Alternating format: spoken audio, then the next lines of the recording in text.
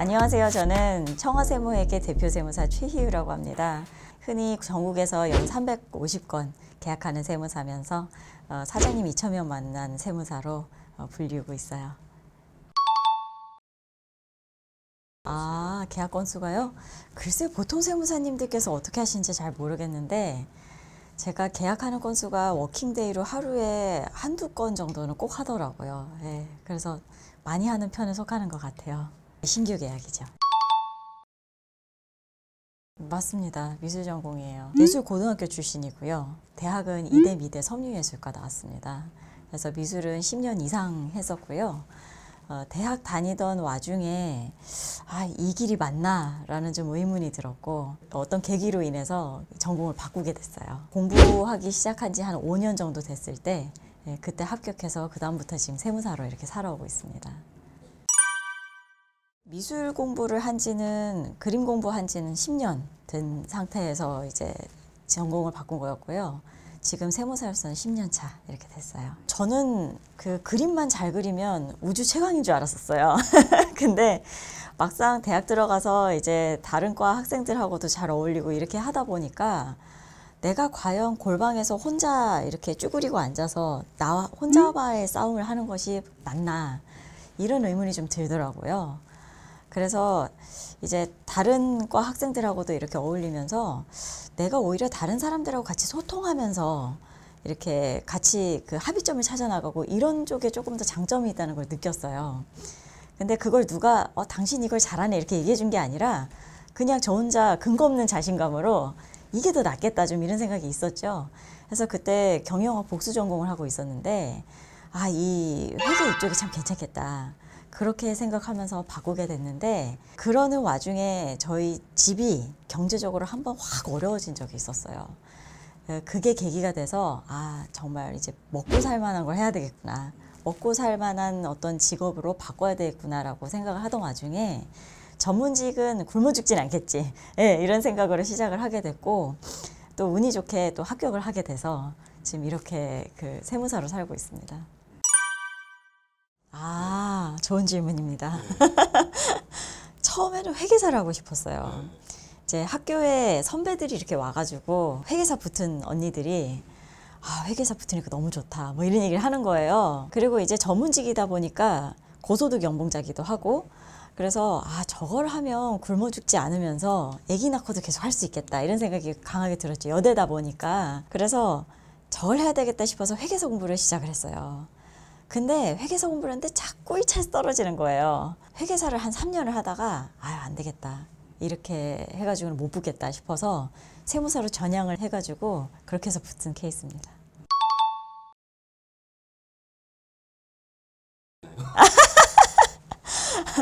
지금 사실 남편님 회계사님은 회계사이긴 하지만 세무사처럼 살고 계세요. 그래서 사실상 타이틀은 회계사 세무사 커플이지만 인생은 지금 세무사 커플로 살고 있다 이렇게 보시면 될 것 같고 제가 지금 운영하고 있는 이 회사는 제가 메인으로 하고 있지만 남편분이 같이 도와주셔서 하고 있다고 보시면 될 것 같습니다. 그래서 지금 누가 더 많이 번다 적게 번다 사실 크게 의미는 없는 것 같아요. 제가 뭐 건수는 많이 하는 거는 이제 맞습니다만 그렇다고 해서 제가 아주 큰 업체만 하는 건 아니에요. 소상공인 사장님들이 대부분이고요.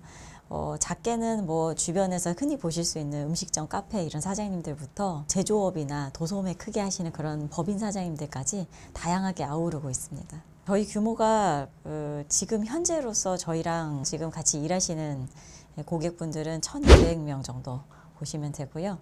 그러다 보니까 이제 그 기장 거래처마다 한 담당자가 담당할 수 있는 거래처 개수가 어느 정도 정해져 있어요. 그래서 보통은 비례하기 마련인데 저희가 지금 식구가 다 해서 30명 이렇게 됩니다. 사실 처음 시작할 때는 먹고 사니즘에 의존해서 꿈이 원대하진 않았어요. 처음에는 흔히 세무사들이 가장 이렇게 평범하게 생각하는 게 직원 4명 사무실이거든요.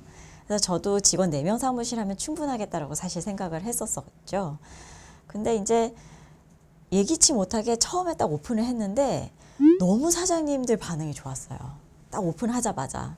그래서 순식간에 제가 이제 방구석에서 개업을 했는데 방구석에서 컴퓨터 하나 놓고 했는데 반응이 너무 좋아서 오픈한 지 한 2, 3개월 만에 10평짜리 사무실에 이제 직원 뽑아서 갔어요.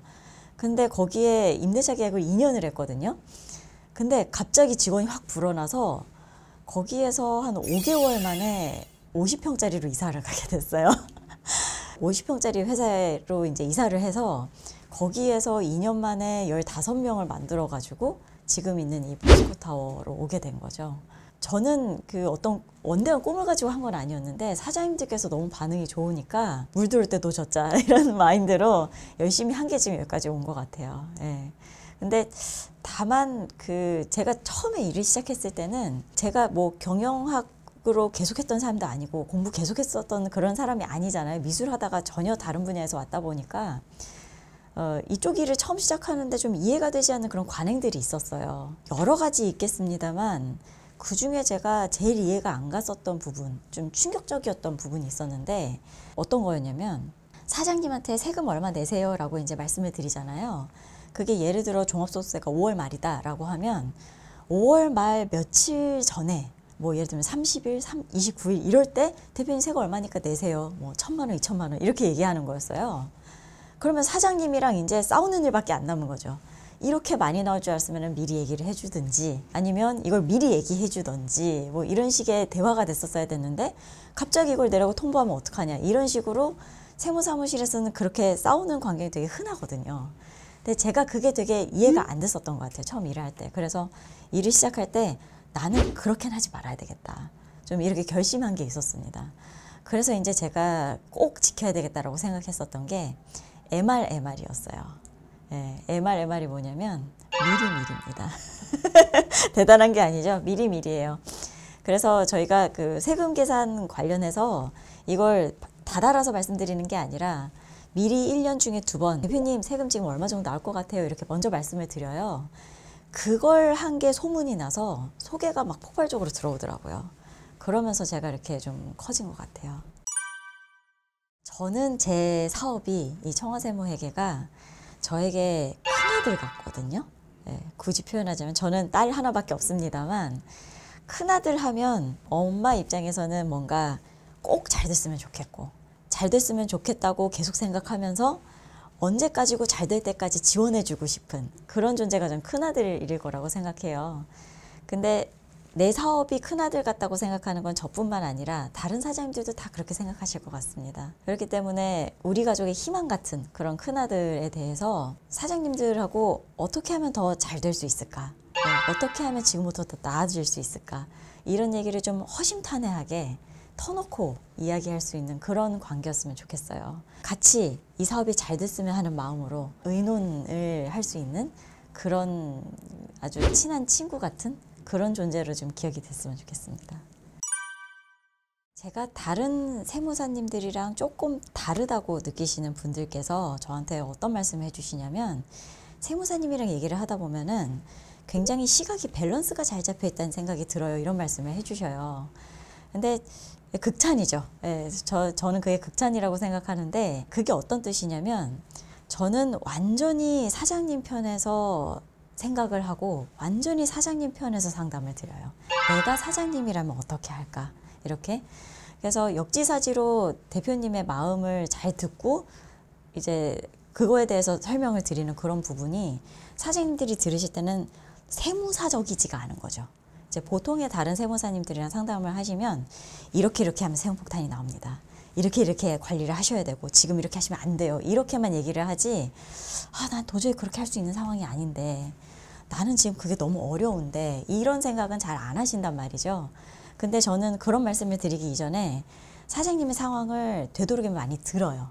예, 많이 듣고 제가 사장님이라면 그러면 세법은 이렇게 돼야 되니 이렇게 절충해서 해보시는 게 어떠세요? 이렇게 말씀을 드리죠. 사장님의 상황 자체도 제가 사장님들을 워낙 많이 뵈니까 객관적으로 제가 봤을 때 지금 사장님은 이렇게 하시는 게 맞을 것 같습니다.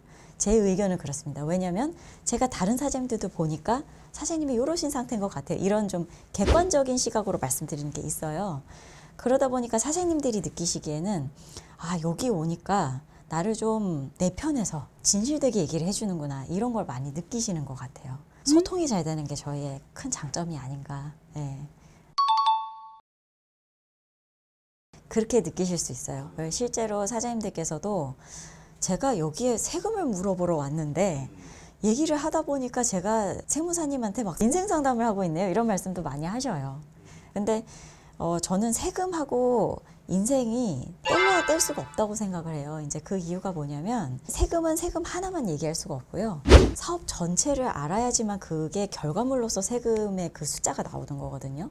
그럼 제가 어쩔 수 없이 사업에 대해서 많이 여쭤볼 수밖에 없고, 사업에 대해서 많이 여쭤보다 보면 사장님은 누구나 인생을 걸고 하는 사업이거든요. 그러니까 사장님께서 이 사업을 왜 하시는지, 앞으로 뭘 하고 싶으신지, 꿈이 어떻게 되는지 이런 얘기를 할 수밖에 없습니다. 그러다 보면 자연스럽게 세금으로 시작해서 인생 얘기까지 다 할 수밖에 없는 것 같아요.